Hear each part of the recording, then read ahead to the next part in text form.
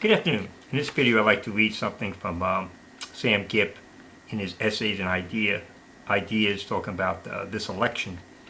And he says here, after a couple of paragraphs, but I must say this has been the most enjoyable election of my lifetime. By their actions, the Republican Party has confirmed that they are every bit as liberal as the Democrats. This is the party that said, give us the House and Senate, and we'll undo the damage Obama has done. America gave them what they asked for, and they have changed nothing. The leaders of the GOP see the Tea Party and the conservatives as a bigger threat than they do the Democrats. Every 4 years they work hard to pick a candidate that cannot win the presidency in order to assure a Democratic win. They did that with George Bush. His victory surprised everyone. He barely won those elections. That's my comment. John McCain, who was farther left than many Democrats, and Mitt Romney, who no one really wanted. They used their standard template this election cycle also. Spread the name of their anointed candidate, this time Jeb Bush, and had the news mafia start calling him the front runner before there were any other runners. Jeb Bush was pre-chosen to be the next liberal Republican candidate. Conservatives were to, once again, be steamrolled with the ancient soggy argument, if you don't vote for the candidate we shove down your throat, you will be responsible for forcing another Democrat on the country. It was all going as it always had, and then along came Trump. Please don't misinterpret what I am saying, what I am going to say as an endorsement for Donald Trump. Now, I'm personally a Trump supporter, but Gibbs isn't. Yeah, I guess he's for Cruz. I'm not for Trump, but I'm for what he is doing. If you can stop fuming long enough to think you will admit that if Trump hadn't kidnapped the primary race, Jeb Bush would already be the next Republican anointed loser. I, like so many others, have been waiting for Trump to implode, but every time he says something that everyone figures will prove fatal to his presidential bid, his poll numbers go up. So many Christians are lining up to let everyone they know they'd never vote for Trump, that none of them will give him his due for what he has done for this election. One, he stole the right of picking Republican candidate from the two-party brokers, the two power brokers who have always done it, the party elite and the news media, and thrown it directly into the hands of the citizens. Can't you say thanks, Donald, for that?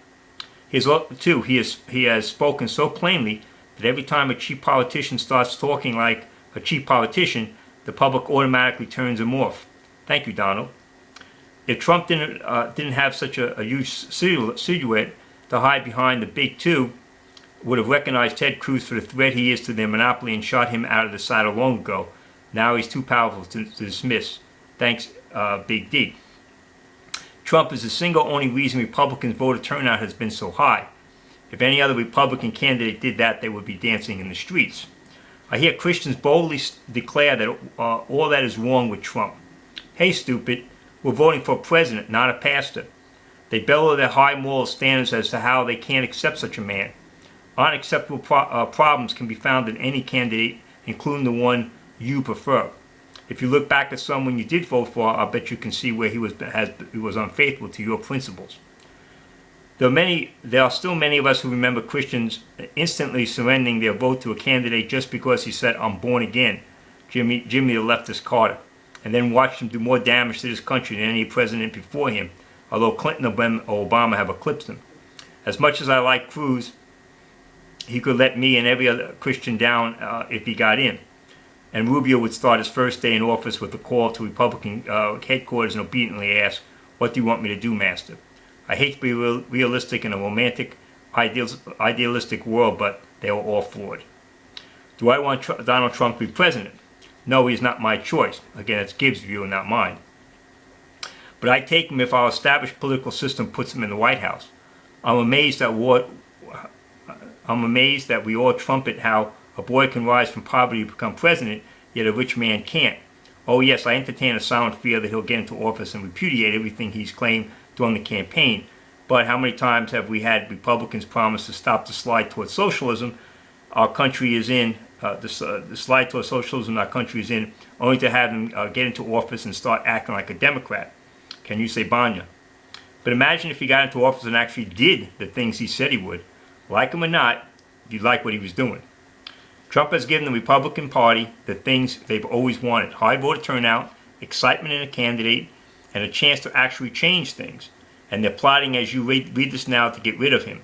I can tell you this: if the GOP finds a way to eliminate Trump and Cruz and force another moderate liberal candidate on the common people, will be the death of the party. I entertain no fantasy about the next president is going to save America. This election is important because it may decide whether we Christians can become actively persecuted, or if we can stave off a little longer before the Lord comes back.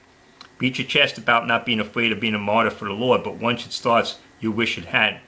Maybe the next president ceases our national subservience to Islam. God will spare us a little longer. I've often said that if I had been on the Titanic, I would have been bailing as fast as I could. Not because I believe in the power of positive thinking, but because I simply couldn't go down without at least trying to stop the inevitable. I wouldn't stand around pontificating on the moral, political, intellectual shortcomings of the captain. I do so because I don't want to tread water. And then at the end he says he wasn't a professional politician. He was a liberal but flip-flopped to become a conservative.